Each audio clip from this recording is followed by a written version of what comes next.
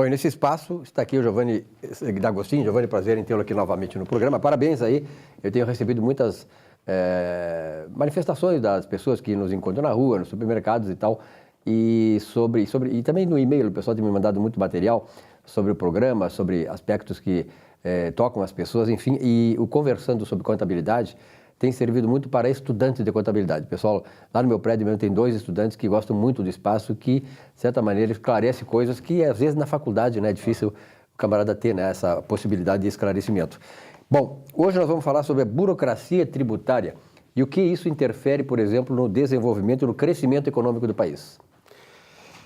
Bom, primeiramente, um prazer em participar novamente do seu programa, Silvio Lopes. Sobre o tema, eu trouxe um levantamento do Banco Mundial que foi feito em outubro de 2017. Segundo esse levantamento, no Brasil, as empresas gastam quase 2.000 horas para cumprir com obrigações tributárias. São dispêndios de energia, de gastos com aplicação para o cumprimento de obrigações fiscais. Me parece que é um pouco alto essa quantidade de horas necessárias para o cumprimento perante o fisco. Veja o que o Banco Mundial disse nesse estudo que foi realizado. O Brasil continua sendo o país onde as empresas gastam mais tempo para calcular e pagar impostos. 1.958 horas por ano em média. Na Bolívia, que ocupa o penúltimo lugar, isso significa que o Brasil é o último lugar, são 1.025 horas por ano. Na Argentina, por exemplo, o tempo médio é de 311 horas. Já no México, o número cai para 248 horas por ano.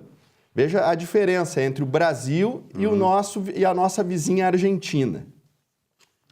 Nós, quase 2.000 horas por ano para calcular os tributos e a Argentina, 311 horas. Isso é importante, tu fala assim, tempo para fazer isso, mas esse tempo é custo, é dinheiro que as empresas têm que destinar para isso, quando deveriam, que é uma coisa, atividade meio, quando deveriam estar concentrados mais recursos na sua atividade fim. É por isso que o Brasil é um país de alto custo econômico, de alto custo para viver aqui. Exatamente. Muito bem, nós estamos próximos de uma eleição de nível nacional, e cabe a nós, enquanto povo, enquanto cidadão, decidir nessas eleições qual é o modelo de Estado que nós queremos. Se é um modelo fiscalista e controlador, que está aí hoje e já vem de muito tempo, ou se a gente pretende alternar para efetivamente um modelo empreendedor, aonde nós teríamos uma economia que pretendemos que ela seja pujante, que nos traga emprego e riqueza para o Brasil. Então, eu trouxe uma breve retrospectiva acerca desse problema que o Brasil enfrenta, uma retrospectiva em termos de atos de governo. Porque o governo, ele não institui tantas obrigações porque acordou de manhã, vou instituir uma obrigação. Não, o Congresso é que autoriza, os nossos políticos é que autorizam que os órgãos públicos instituam essas obrigações. Então, o presidente e o Congresso. Não adianta o presidente querer instituir uma obrigação se o Congresso não deixar, porque tudo no Brasil está na Constituição que ninguém é obrigado a fazer senão em virtude de lei, não é? Então, é muito importante a eleição para o nosso parlamento. O que não significa dizer que nós somos um regime presidencialista, que o presidente faz o que quer, né? Ele tem que passar pelo Congresso Nacional. Muito bem. Então, antes de 2001, nós já tínhamos obrigações fiscais e elas não eram poucas. Me recordo que muitos empresários, naquela época, ainda reclamavam, já desde aquele tempo reclamavam da quantidade de obrigações fiscais que as empresas eram compelidas a cumprir. Muito bem, em 2001, no fim do mandato do presidente FHC, através da medida provisória 2200, no artigo 11, o presidente autorizou a utilização de documentos fiscais eletrônicos através dessa medida provisória. Essa medida provisória, até hoje, ela vige. Então, ali começou o início da excessiva burocratização tributária, a meu juízo. Em 2005, o CONFAS, que é presidido por membros da Receita Federal, instituiu a nota fiscal eletrônica através do ajuste SINIEF 7. A aplicação da nota fiscal eletrônica foi paulatina, né? Não começou ela efetivamente para todos os contribuintes em 2005, mas ali foi o primeiro ato concernente à instituição da nota fiscal eletrônica. Em 2007, foi instituída, através do decreto 6.022, o Lula instituiu o Sistema de Escrituração Digital, o SPED. Então, esse decreto foi que instituiu efetivamente todos os livros, os documentos fiscais eletrônicos e digitais. A partir da edição desse decreto, a nota fiscal eletrônica foi efetivamente aplicada por diversos contribuintes de diversos tamanhos, não é? Em 2007, a Receita Federal instituiu a escrituração contábil digital, através da IN da Receita Federal número 787.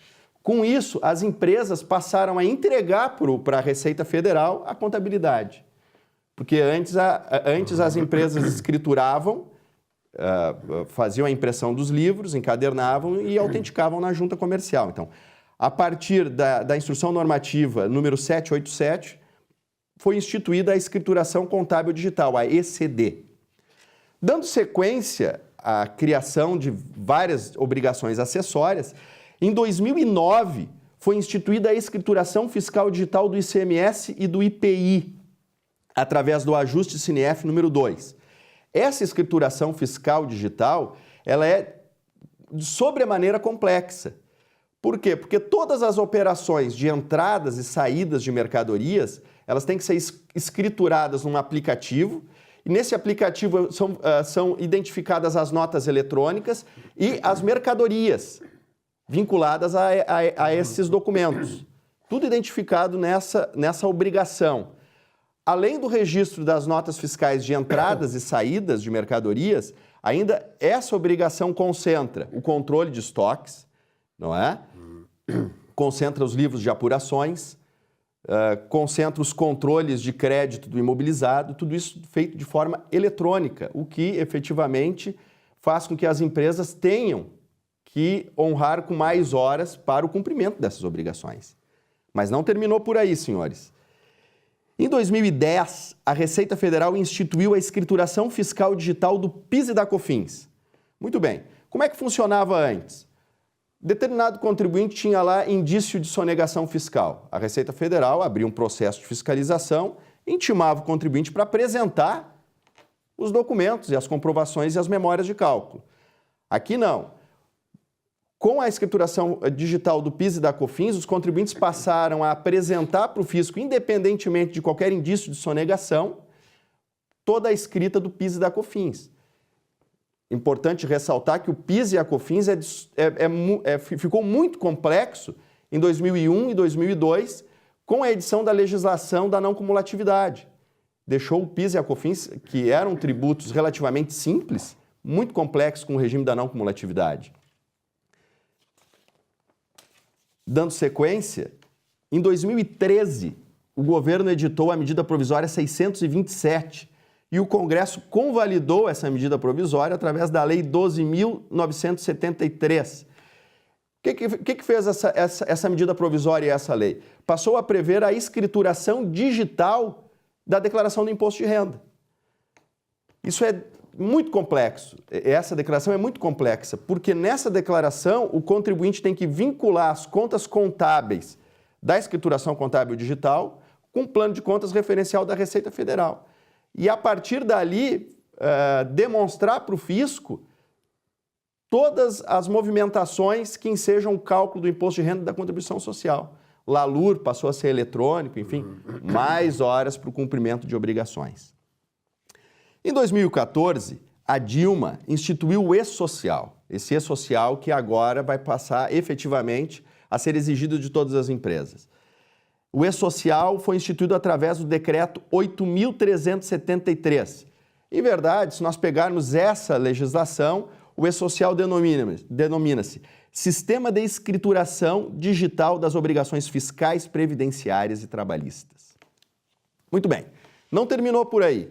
Em 2015, Ante a ampliação do sistema de tributação do ICMS por substituição tributária, o CONFAS teve que editar um convênio que unificou o leque de mercadorias. O que é a substituição tributária? A substituição tributária é a antecipação da tributação do ICMS. No caso, a indústria ou os importadores pagam o ICMS daqueles produtos de toda a cadeia econômica. Então, há uma antecipação de tributação do ICMS. Quando eu comecei a estudar contabilidade, os professores da academia que ministravam essas cadeiras relacionadas ao ICMS diziam que o sistema da substituição tributária era exceção da regra, porque alguns ramos de atividade era muito difícil a fiscalização. Só que hoje, infelizmente, a exceção se tornou regra. Então, se nós pegarmos esse convênio ICMS número 2, editado pelo CONFAS, número 92, nós vamos verificar que quase a totalidade dos produtos, ou grande parte dos produtos de consumo, as mercadorias de consumo, o Estado arrecada antecipadamente o ICMS. E o Estado antecipa essa arrecadação e não precisa pagar juros, não é? Temos mais 2. Em 2015, foi editada a Emenda Constitucional 87, que partilhou a diferença de alíquota do ICMS. Então, esse procedimento trouxe uma enorme burocracia e novas declarações para controle, como o DIFAL. Essa emenda constitucional que foi feita em 2015, na época da Dilma, burocratizou de sobremaneira as operações de mercadorias das empresas que vendem para fora do Estado. Em muitos casos, as empresas, antes de vender a mercadoria, tinham que gerar 2 guias, uma para o Estado de origem, outra para o Estado destinatário, para poder circular com as mercadorias. Tão burocrático e tão contrário aos anseios da economia que o STF decidiu suspender a eficácia dessa medida, dessa emenda constitucional para as empresas optantes pelo Simples. Em 2017, o governo instituiu a Declaração Digital das Retenções Tributárias, através da Instrução Normativa 1701 da Receita Federal. Essa declaração, ela é uma declaração digital e analítica que vai substituir uma declaração chamada DIRF, que as empresas entregavam uma vez por ano, vai passar a ser mensal a partir de novembro, o que vai, mais uma vez, aumentar o número de horas dispendiadas para o cumprimento das obrigações. É isso que traz o problema aí do desenvolvimento econômico, atrapalha nessa questão aí, né? Então... para terminar... Sim, para encerrar... Para encerrar, uma reflexão. Com tudo isso que a gente vê, e no ano passado o Banco Mundial fez esse levantamento e vai aumentar o número de horas para o cumprimento de obrigações, uma reflexão, afinal, o Estado é que deve servir a sociedade ou a sociedade é que deve servir o Estado? Pelo que está se demonstrando aqui, parece que nós estamos aqui a serviço do Estado e não o contrário. Muito bem, muito obrigado pela tua presença, Giovanni D'Agostino. Até o próximo encontro contigo, né? Nesse Conversando sobre Contabilidade. Muito obrigado. Então, até mais. Até mais.